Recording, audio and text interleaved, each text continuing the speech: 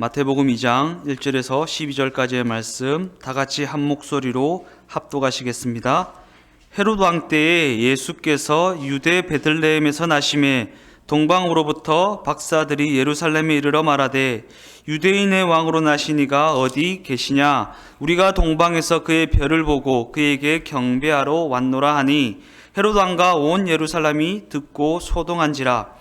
왕이 모든 대제사장과 백성의 서기관들을 모아 그리스도가 어디서 나겠느냐 물으니 이르되 유대 베들레헴이오니 이는 선지자로 이렇게 기록된 바 또 유대 땅 베들레헴아 너는 유대 고을 중에서 가장 작지 아니하도다. 내게서 한 다스리는 자가 나와서 내 백성 이스라엘의 목자가 되리라 하였음이니이다. 이에 헤롯이 가만히 박사들을 불러 별이 나타난 때를 자세히 묻고 베들레헴으로 보내며 이르되 가서 아기에 대하여 자세히 알아보고 찾거든 내게 고하여 나도 가서 그에게 경배하게 하라. 박사들이 왕의 말을 듣고 갈새 동방에서 보던 별이 문득 앞에서 인도하여 가다가 아기 있는 곳에 머물러 서 있는지라. 그들이 별을 보고 매우 크게 기뻐하더라. 집에 들어가 아기와 그 어머니 마리아가 함께 있는 것을 보고 엎드려 아기께 경배하고 보배압을 열어 황금과 유황과 모략을 예물로 드리니라. 그들은 꿈에 헤롯에게로 돌아가지 말라 지시하심을 받아 다른 길로 고국에 돌아가니라. 아멘. 오늘 저는 읽으신 본문의 말씀을 가지고 별의 인도하심을 따라 이러한 제목을 가지고 함께 은혜를 나누어 보고자 합니다. 성탄절 무렵이 되면 기억 속에서 잊혀졌던 동방 박사들이 다시 그 기억에 떠오르게 되고 그들이 인기를 얻게 됩니다. 그리고 그들은 성탄 축하 공연을 하는 아이들의 성극에 단골 손님처럼 등장하게 되는 것입니다. 그들은 그 성극 속에서 대단한 예지력을 가진 지혜자와 현자들로 묘사됩니다. 그러나 그들을 유대인의 관점에서 바라보면 그저 이방인의 하나일 뿐이고 율법을 알지 못하는 무지한 자들에 불과하게 여겨진다라는 것입니다. 그러나 그럼에도 불구하고 이 세상 구원자로 오신 예수 그리스도 그 메시아를 가장 먼저 알아본 자들은 유대인들이 아니라 그들이 이방인이라고 치부해버렸던 그 이방인들을 통해서 먼저 발견되게 되었다라는 것입니다. 이 일은 어쩌면 유대인들에게 있어서는 너무나도 자존심 상하는 그러한 일일 수도 있을 것입니다. 왜냐하면 그들이 그토록 기다렸던 그 메시아를 가장 먼저 알아본 자들이 자신들이 아니라 자신들이 그토록 무시했던 이방인들이었다라는 그 사실 때문입니다. 그러나 그럼에도 불구하고 마태복음은 예수님의 탄생 이야기에 이방인들이라고 치부당했던 동방에서 온 박사들의 이야기를 빼놓지 않고 기록하고 있고 성탄절만 되면 그들의 이야기를 다시 떠올리게 된다라는 사실입니다. 이 마태복음은 유대인들을 향해 쓰여진 복음서입니다. 그런데 이러한 유대인들을 향해 쓰여진 이 복음서에 이방인들이라고 치부되었던 이 동방 박사들 그리고 유대인들의 심기를 불편하게 만들 수 있는 이 동방 박사들의 이야기가 빠짐없이 기록되고 있는 그 이유는 무엇일까? 우리는 그 단서를 이사야서 60장 3절 말씀에서 찾을 수 있습니다. 이사야서 60장 3절 말씀에 보면 나라들은 네 빛으로 왕들은 비치는 네 광명으로 나아오리라. 이 말씀을 통해서 알 수 있는 것처럼 동방 박사들의 등장은 주님이 통치하시는 새 시대가 열리게 되면 이방 나라들이 그 빛을 보고 찾아오게 된다라고 하는, 무당들이 그 광명을 보고 나아오게 된다라고 하는 하나님의 말씀이 성취되는 말씀 성취의 사건이기 때문입니다. 말씀에 그렇게 예언되어 있기 때문에 이 동방에서 온 그 박사들이 이렇게 나아오게 된다고 이렇게 성경 말씀에 기록되게 되었다라는 것입니다. 마태복음은 동방박사라고 하는 이 단어를 헬라어 마고이라는 단어를 써서 기록하고 있습니다. 그리고 이 마고이라는 헬라어 단어는 미가족이라는 족속을 가리키는 말로, 특히 고대 메디아 왕국의 사제 계급을 이르는 말입니다. 메디아 왕국 이러면 좀 생소하지만 메데, 바사 이런 말은 성경에서 우리가 많이 접하지 않습니까? 메데 왕국, 바사 왕국. 그래서 이스라엘이 여기 있으면 메데 왕국과 바사 왕국은 이스라엘의 동쪽에 위치하고 있습니다. 그래서 이게 나중에는 페르시아 왕국이 되는 것처럼 이스라엘 나라의 동쪽에 있는 나라에서 왔다고 해서 동방박사가 되는 것입니다. 그들은 고대 세계에서 사제 계급에 속한 이들로 하늘을 보면서 땅의 일을 연구해 나가는 그러한 일을 했던 사람들입니다. 그들은 이 세계 전체가 하나의 공동체로 생각했습니다. 그래서 그들은 이 공동체에서 어떠한 사건이 벌어지게 될 때면 그 무엇보다도 먼저 하늘에서 징조가 나타난다고 그렇게 믿었다라는 것입니다. 그래서 그들은 그러한 믿음을 가지고 밤하늘의 별을 보면서 그 별을 통해 하늘의 징조를 발견하기 위해서 밤을 지새우는 일들을 하며 지냈다라는 것입니다. 그러한 관점에서 볼 때 인생의 바른 길을 찾기 위해서, 그리고 그 인생을 그 바른 길을 따라 살아내기 위해서 하늘의 뜻을 구하고 그 인도하심을 구하는 이가 너무나도 희소하게 되어버린 이 시대가 말로 영적으로 볼 때 너무나도 빈곤한 시대가 아닌가, 그러한 생각을 하게 됩니다.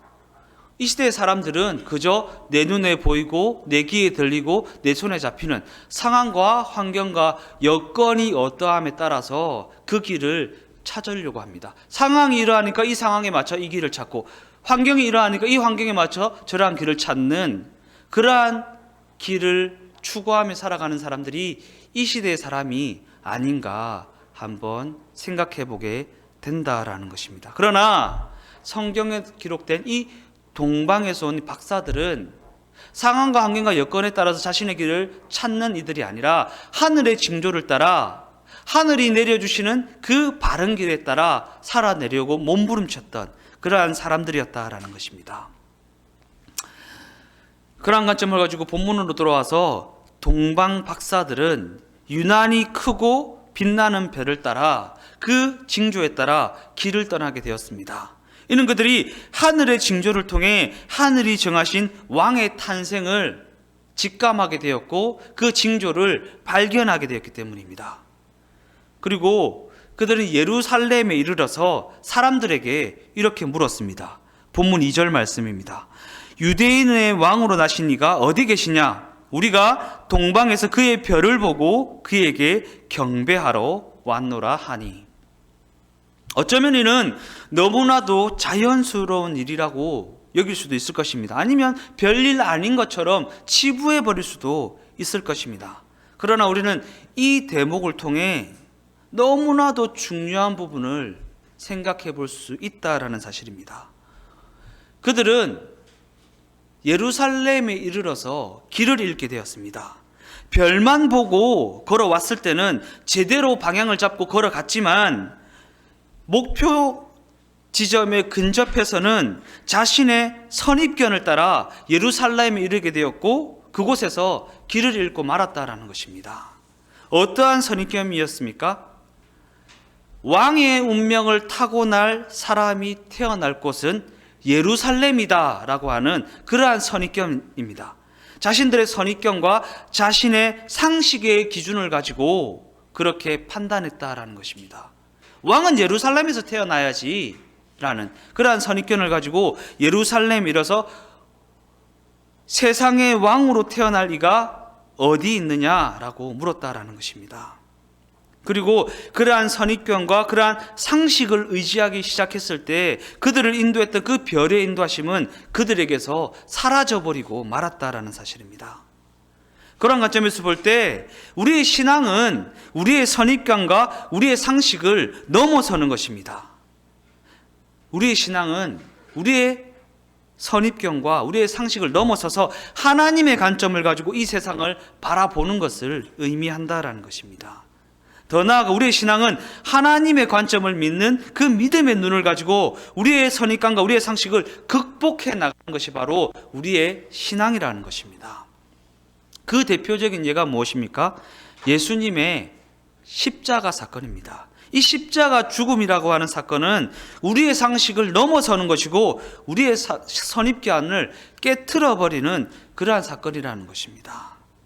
그러나 동방 박사들의 그 선입견과 그들의 그 상식의 기준에서 나온 그 물음은 그 예루살렘 지역에 엄청난 소동을 일으키고 말았다라는 사실입니다. 그리고 그 누구보다 당황했던 사람은 헤롯 왕이었습니다. 그는 유대인의 왕이었지만 정통 유대인 출신이 아니었습니다. 그래서 왕으로서의 정통성을 의심받는 그러한 처지에 있었다라는 것입니다. 그래서 그는 늘 내적인 두려움에 시달렸고 엄청난 열등감에 시달리는 그러한 인생이었습니다. 그가 그렇게도 권력에 집착했던 것도 그 두려움과 그 열등감 때문에 그리 했다라는 것입니다. 그래서 이제 그는 자기의 어떤 권력에 조금이라도 해가 된다라고 생각하면 자신의 아내도 죽여버리고 자신의 자녀들도 죽여버리는 그러한 끔찍한 일을 자행했다라는 것입니다. 이는 그만큼 그가 유대인의 왕이라고 하는 그 권력을 지키는 것에 혈안이 되어 있었다라는 것입니다. 눈에 보이고 귀에 들려 손에 잡히는 상황, 환경, 여건, 자신을 압박하는 그 어떤 분위기 때문에 그러한 일을 자행하게 되었다라는 것입니다. 이 헤롯이라는 사람은 산전수전을 다 겪은 노련한 정치인이었습니다. 그는 그 노련함으로 당황한 그 기색을 숨기고 대제사장들과 율법학자들을 불러서 메시아가 어디서 태어날 것인지를 태연하게 물었습니다. 그리고 대제사장들과 율법학자들은 문헌에 대한 전문가답게 율법을 뒤져서 성경 말씀을 뒤져서 미가 예언자의 그 글을 인용하여서 그곳이 베들레헴이다. 메시아는 베들레헴에서 태어날 것이다 라고 그렇게 답을 해 주었다라는 것입니다.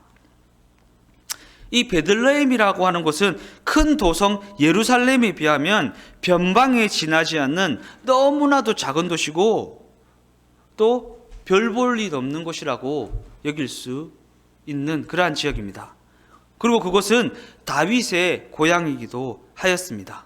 어쩌면 사람들은 그 도시가 별 볼 일 없고 작은 도시이긴 하지만 그곳이 다윗이 태어난 곳이라는 그 이유에서 그 선입견을 가지고 메시아가 베들레헴에서 태어날 것이다 라고 그렇게 믿었는지도 모르겠습니다. 이유가 어찌되었든 늘 새로운 역사는 변방이라고 하는 낮은 자리에서부터 시작된다라는 것을 이 성경의 기록뿐만 아니라 전 세계의 역사를 통틀어 보아서도 그러하다는 것을 우리가 발견할 수 있습니다. 왜 그렇습니까? 가장 낮은 자리에서 바라본 세상이 가장 실상에 가까운 법이기 때문입니다. 그래서 성경은 끊임없이 우리에게 세상을 소외된 자의 눈으로 바라보라고 그렇게 우리에게 요청하고 있다는 것입니다. 어려움을 겪고 있는 자, 낮은 곳에 처해 있는 자, 무시당하는 자, 고통 가운데 있는 자, 그들의 시선을 가지고 그들의 관점을 가지고 이 세상을 바라보라고 성경은 계속해서 우리에게 요청하고 있다라는 것입니다. 그들은 그들의 그 소외된 마음을 가지고 그들을 존귀한 존재로 인정하는 그러한 세상을 만들려고 우리는 요구받고 있다라는 것입니다.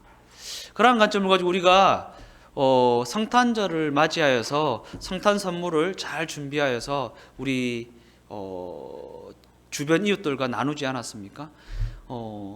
그러면서 저희가 발견하게 된 게 우리는 이제 좀 평소에 잘 가깝게 지내던 그러한 사람들과 나누기 위해서 성탄 선물을 준비하였는데, 준비하는 김에 몇 개 더 준비해서 평소에 관심을 가지지 않았던 그들에게도 좀 선물을 나누어야 되겠다, 이런 생각을 했는데, 평소에 가깝게 지내던 사람들은 그냥 당연한 것으로, 저 사람이 나랑 친하니까, 나랑 가까우니까 선물을 주는가 보다 이랬는데, 이런 마음을 가졌었는데, 진짜 평소에 관심을 가지지 않았고 다가가기 어려웠고 또 평소에 관심을 가져주지 못했던 그들이 특별히 더 감사하고 고마워하고, 우리에게 이렇게 관심을 가져주셔서 너무 고맙다고 이러한 표현을 하는 걸 보면서, 우리도 선입견에 빠져서 평소에 가깝게 지내던 사람, 평소에 나에게 호의적이던 사람, 그런 사람들에게 나누는 것에 익숙했었구나. 평소에 관심을 가지지 못했던 사람, 평소에 소외당했던 사람, 그들에게 더 관심을 가져줬어야 됐는데, 우리가 우리의 선입관과 우리의 관점과 우리의 어떤 인간관계의 바운더리에 갇혀서 하나님이 자꾸 바라보라고 요청하시는 그곳을 바라보지 못하고 있었구나라는 생각을 하게 되었습니다. 그런 관점에서 이 시대의 교회가 신뢰를 잃어버리게 된 까닭이 무엇입니까? 이 시대의 교회가 소외된 자의 눈을 잃어버렸기 때문이 아니겠습니까? 이런 성경의 요구를 무시하게 되니까 이 시대의 교회가 이 세상으로부터 비난을 당하게 되어버린 것이 아니겠습니까? 우리가 이 성경의 요청에, 성경의 요구에 관심을 가지고 하나님이 어디를 바라보고 계신지, 하나님이 무엇에 관심을 가지고 계신지 더욱 관심을 가져나가야 한다라는 것입니다. 내가 이득을 얻기 위해서 나에게 호의적이고 나에게 관심을 가져주고 나에게 도움이 되는 사람에게 더욱 관심을 가지는 것이 아니라, 나에게는 관심을 가지지 않았지만, 평소에 내가 관심을 가져주지는 못했지만 하나님이 바라보시는 그곳, 하나님이 기뻐하시는 그곳에 더욱 관심을 가지고 그곳에 우리의 에너지를 더욱 흘려보낼 수 있는 우리 모두가 되기를 주님의 이름으로 축원을 드립니다. 헤롯은 동방에서 온 그 박사들에게 베들레헴으로 가보라고 알려주었습니다. 율법학자들과 대제사장들이 성경을 뒤져서 발견해낸 그 베들레헴을 향해 가보라고 일러주었다라는 것입니다. 마태복음 2장 7절에서 8절 말씀을 보면, 이에 헤롯이 가만히 박사들을 불러 별이 나타난 때를 자세히 묻고 베들레헴으로 보내며 이르되, 가서 아기에 대하여 자세히 알아보고 찾거든 내게 구하여 나도 가서 그에게 경배하게 하라. 이 말씀 굉장히 섬뜩하지 않습니까? 자세히 알아보고 라는 그 헤롯의 말이 굉장히 공포스럽게 들려집니다. 나도 가서 그에게 경배하게 하라 라는 말을 덧붙이기는 했지만 우리는 결말을 알고 있지 않습니까? 그 결말을 통해 바라보면 이 말이 너무나도 포악스럽게 여겨지고 너무나도 공포스럽게 들려진다라는 것입니다. 자신의 이권을 지키기 위해, 자신의 왕의 자리를 지키기 위해 그 내면을 숨기고 자세히 알아보고 찾거든 내게도 고하여 나도 그에게 경배하게 하라. 사람의 욕심이 끝이 없고 그 욕심에 의해 내딛는 그 발걸음이 얼마나 추악하고 포악한지 발견할 수 있는 그러한 대목입니다. 우리가 잘 알다시피 베들레헴이라는 이 땅은 메시아가 탄생한 그러한 땅이지만 그 이유 하나 때문에 유혈의 땅이 되어버리고 말았습니다. 성경의 증언에 의하면 헤롯이 군사들을 보내서 2살 이하의 아기들을 모두 죽이게 했다라는 사실을 우리가 성경을 통해 알 수가 있는 것입니다. 이처럼 자신의 이권을 지키기 위해 그 이권을 침범받는 두려움에 사로잡힌 권력은 이와 같은 잔인한 일을 서슴없이 행하고 말았다라는 것입니다. 어찌되었든 동방 박사들은 별의 인도함을 받아 목적지에 도착하게 되었습니다.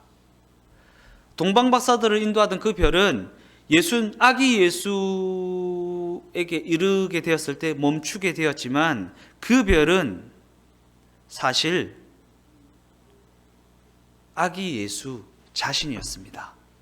별이 그들을 인도했지만 진정한 별, 진정한 빛, 진정한 길이요 진리요 생명이 되시는 분은 아기 예수 자신이었다라는 것입니다. 그들은 기쁨과 감격을 안고 집 안으로 들어가서 아기 예수와 그의 어머니 마리아가 함께 있는 것을 발견하고 그 앞에 엎드려 경배하였고 또한 황금과 유황과 모략을 예물로 바쳤습니다.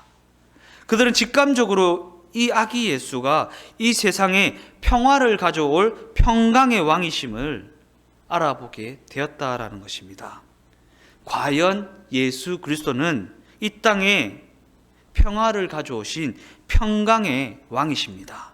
그러나 그 왕의 왕관은 가시면류관이었고 그 왕의 보좌는 십자가라고 하는 죽음의 사형 형틀이었다라는 것입니다. 말구유에서 태어나 십자가에서 마친 인생, 이 세상이 볼 때 그의 인생은 분명 실패자라고 할 수 있을 것입니다. 그러나 그럼에도 불구하고 하나님이 보실 때에 그의 인생은 온전한 승리의 인생이었다라는 사실입니다. 요한복음 12장 25절 말씀을 보면 자기의 생명을 사랑하는 자는 잃어버릴 것이요 이 세상에서 자기의 생명을 미워하는 자는 영생하도록 보전하리라. 결론적으로 동방 박사들은 꿈에 헤로데게로 돌아가지 말라는 지시함을 받고 다른 길을 통해 자기 나라로 돌아갔습니다. 그들이 별빛 대신 자신의 상식을 의지하고 자신의 선입관을 의지했을 때는 길을 잃어버렸습니다. 그러나 이제 그들은 자신들에게 임하신 별의 지시에 따라 다른 길을 선택하여서 나아갔다라는 것입니다. 그리고 그 길은 그들이 예상치 못한 길이었습니다. 그들이 계획하지 않은 그러한 길이었습니다.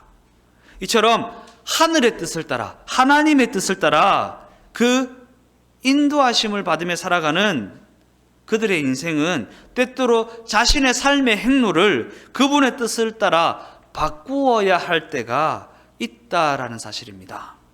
그저 행복이라는 신기루를 쫓던 삶, 이 세상이 추구하는 이 세대 흐름을 따라가던 삶이 그 흐름에서 벗어나 다른 길로 나아가야 할 때가 있다라는 것입니다. 내 눈에 보이고 내 귀에 들리고 내 손에 잡히는 내 상황과 내 환경과 내 여건에 순응하며 살아갈 때가 있지만 하늘의 지시함을 따라 그것을 극복하며 극복하는 다른 길을 선택하여 나아가야 하는 그러한 때가 반드시 다가온다라는 것입니다.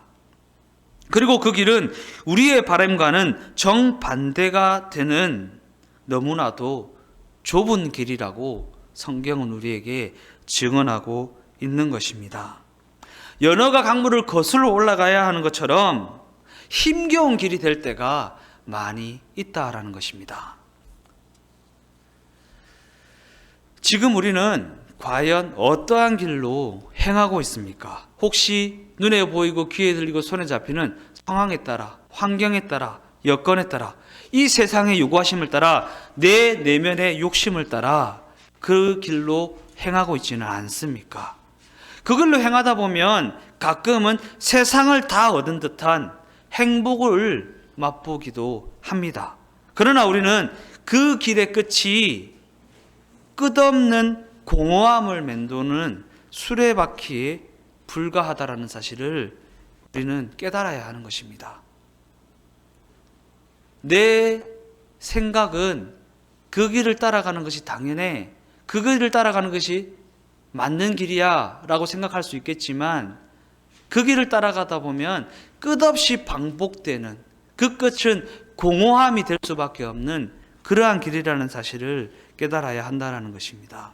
그리고 그 인생의 수레바퀴에서 벗어날 용기와 그 좁은 길을 선택하여 나아갈 수 있는 믿음이 우리의 걸음 가운데 있어야 한다라는 것입니다.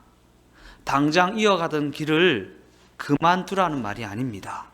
지금 당장 현재의 일을 포기하라는 말도 아닙니다.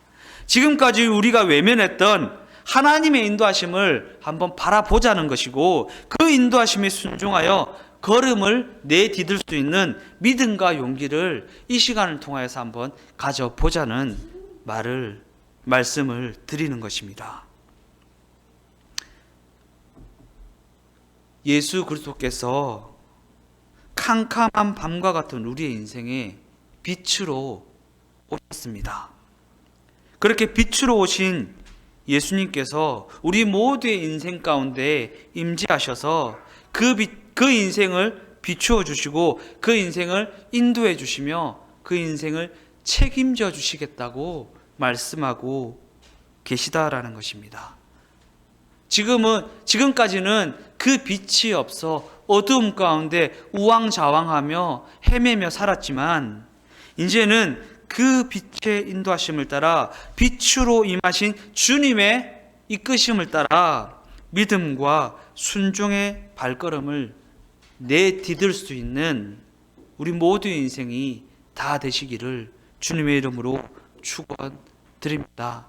그래서 그 주님이, 그 빛이 진정한 우리의 길이 되고 진리가 되고 생명이 됨을 확신하며 나아가는 우리 모두의 인생이 다 되시기를 주님의 이름으로 축원드립니다. 기도하시겠습니다. 하나님 감사합니다. 우리를 위하여 이 땅에 오셔서 우리의 연약함을 도우시고 우리의 모든 죄를 사하시고 우리를 하나님의 다스림을 받으며 살아갈 수 있는 하나님의 백성으로 삼아주심을 진실로 감사를 드립니다. 이 땅에서 삶을 지금까지는 어두움 속에서 헤매며 길을 알지 못하여서 세상을 쫓아 세상 방법을 따라 이렇게도 해보고 저렇게도 해보고 그럼에도 불구하고 소용이 없는 수레바퀴와 같은 계속해서 반복되는 그러한 삶을 살아왔습니다. 그러나 빛으로 오신 주님께서 우리의 빛이 되어주시고 길이 되어주시고 우리의 생명이 되어주심으로 말미암아 우리가 하나님의 인도하심을 따라 하나님의 결국에 이룰 수 있는 축복된 인생이 되게 하여 주심을 감사를 드립니다. 눈에 보이지는 않지만 귀에 들리지는 않지만 손에 잡히지는 않지만 상황과 환경과 여건은 아니라고 말하지만 그럼에도 불구하고 예수 그리스도의 그 빛을 의지하여 예수 그리스도의 그 말씀을 의지하여 믿음의 발걸음을 내딜 수 있는 믿음과 용기를 우리의 심령 가운데 충만하게 채워 주시옵소서. 그래서 이 땅의 삶을 살아갈 때에 빛을 의지하여서 말씀을 의지하여서 깊은 곳에 거물을 내릴 수 있는 믿음의 인생이 우리 모두 인생이 될 수 있도록 함께하여 주시옵소서. 모든 것 주께 감사를 드리오며 예수님의 이름으로 기도드리옵나이다. 아멘.